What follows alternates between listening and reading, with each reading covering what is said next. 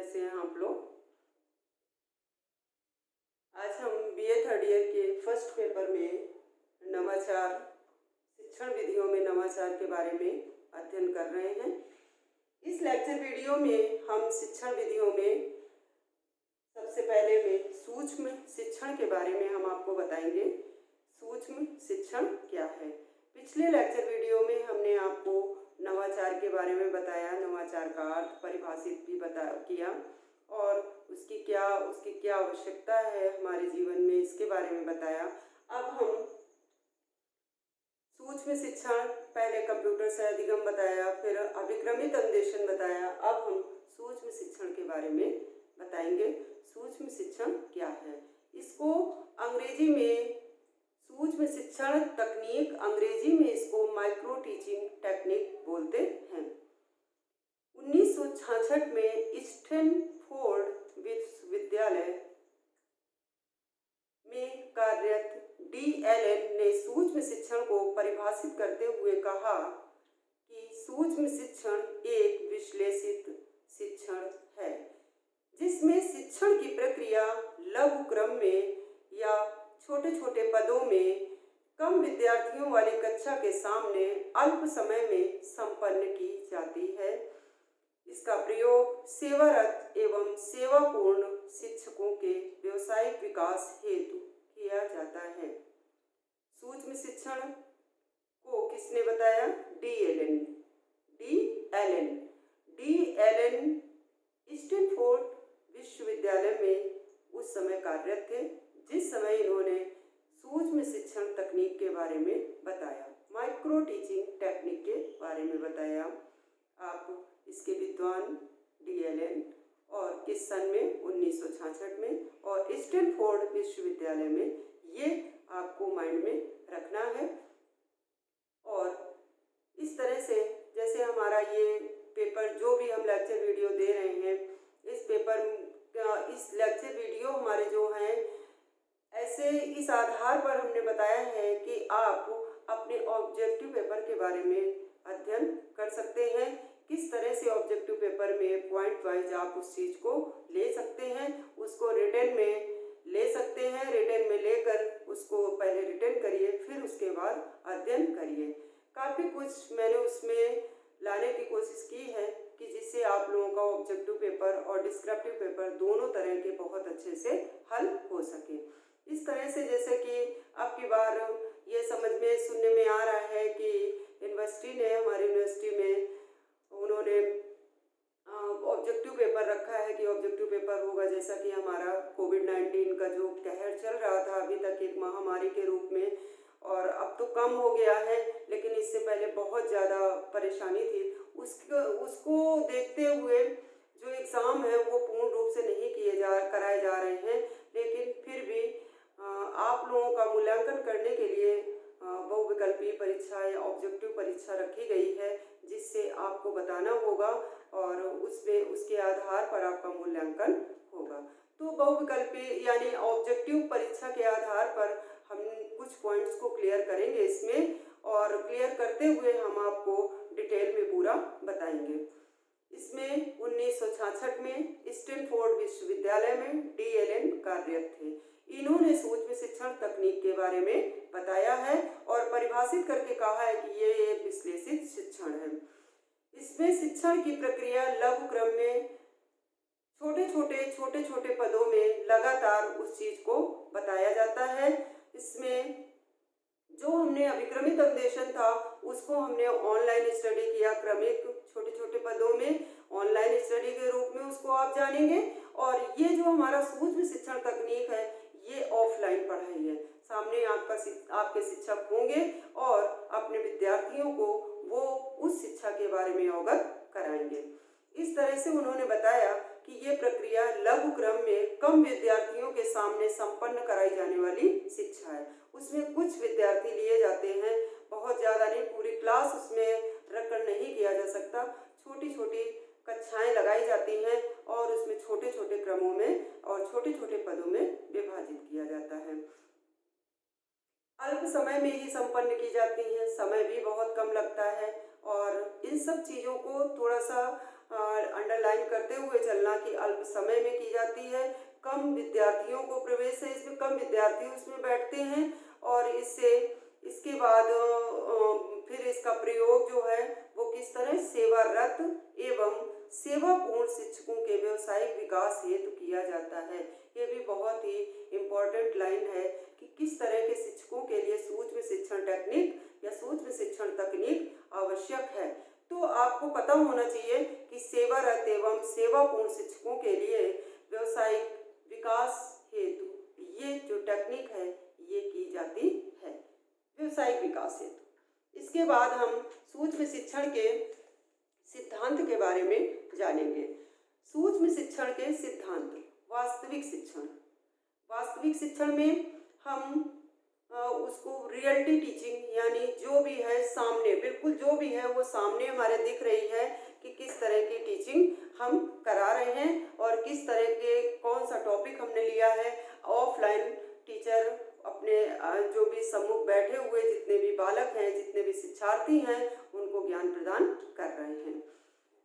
दूसरा है जटिलताओं में कमी। कोई भी टॉपिक है वो बहुत ही अत्यधिक अगर जटिल है तो उसको धीरे धीरे क्रमिक पदों में विभाजित करते हुए टीचर जो शिक्षक होता है अपने शिक्षार्थियों को बताता है और वो जो जटिलता होती है धीरे धीरे जटिलता खत्म हो जाती है और सहज और सरल लगने लगता है। सहज और सरल ढंग से जो शिक्षार्थी होते हैं वो सीख लेते हैं। फिर हम जानेंगे कौशल प्रशिक्षण। कौशल प्रशिक्षण क्या है? पूरी तरह से कुशलतापूर्वक प्रशिक्षण। जो सम्मुख बैठे हुए शिक्षक के सामने बैठे हुए शिक्षार्थी हैं उनके प्रशिक्षण में कुशलता लाई जाती है। यानी कोई भी या शिक्षक ही बैठा हुआ है या शिक्षक के ही सीखने का उसमें पूरी तरह से प्रावधान है, शिक्षार्थियों के सीखने का उसमें पूरी तरह से व्यवहार है। प्रशिक्षण में यदि सीखा हुआ टीचर कोई भी अध्यापक होगा वो सीखा हुआ होगा और उसमें किस तरह से कुशलता लानी है उसमें और भी उसको बताया जाता है। व्यवसायिक प्रशिक्षण दिया जाता है। किस तरह का प्रशिक्षण? छात्राध्यापक बोलेंगे उनको सूक्ष्म शिक्षण टीचिंग कराई जाती है कि वो छात्राध्यापक होंगे बीएड और डीएलएड वाले, उस तरह से उनको इस तरह की टेक्निक का ज्ञान कराया जाता है जिससे ये टेक्निक उनको बताई जाएगी तो वो आगे चल के जो भी जहाँ पर पोस्टेड होंगे, कार्यरत होंगे अध्यापक हेतु और तो वो बच्चों को किस प्रकार बता पाएंगे। चौथा है अभ्यास प्रक्रिया निर्माण। अभ्यास प्रक्रिया निर्माण। कोई भी प्रोसेस आप ले रहे हैं, कोई भी प्रक्रिया आप ले रहे हैं, प्रक्रिया को आप संचालित करना चाहते हैं, प्रक्रिया को आप अंजाम देना चाहते हैं, अच्छे से उसको आगे ले जाना चाहते हैं तो आप उसमें लगातार अभ्यास की निरंतर आवश्यकता रहती है जिससे आप अपनी प्रक्रिया को नियंत्रित कर सकें, प्रक्रिया को आगे ले जा सकें। देन है लास्ट प्रतिपुष्टि विकास।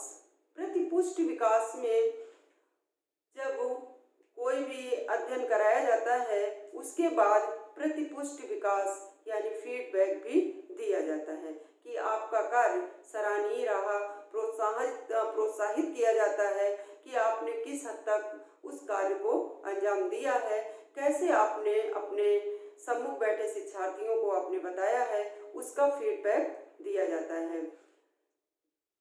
जब बीएड और डीएलएड के सेमेस्टर चलते हैं, सेमेस्टर वाइज जब पढ़ाई होती है उसी बीच उनकी कुछ समय स्टडी होने के बाद प्रोफेशनल जैसे कि ये होती है ये पढ़ाई जो भी स्टडी है प्रोफेशनल स्टडी है, इनको पढ़ाई कराने के बाद इनको एक छात्राध्यापक के रूप में बुलाया जाता है।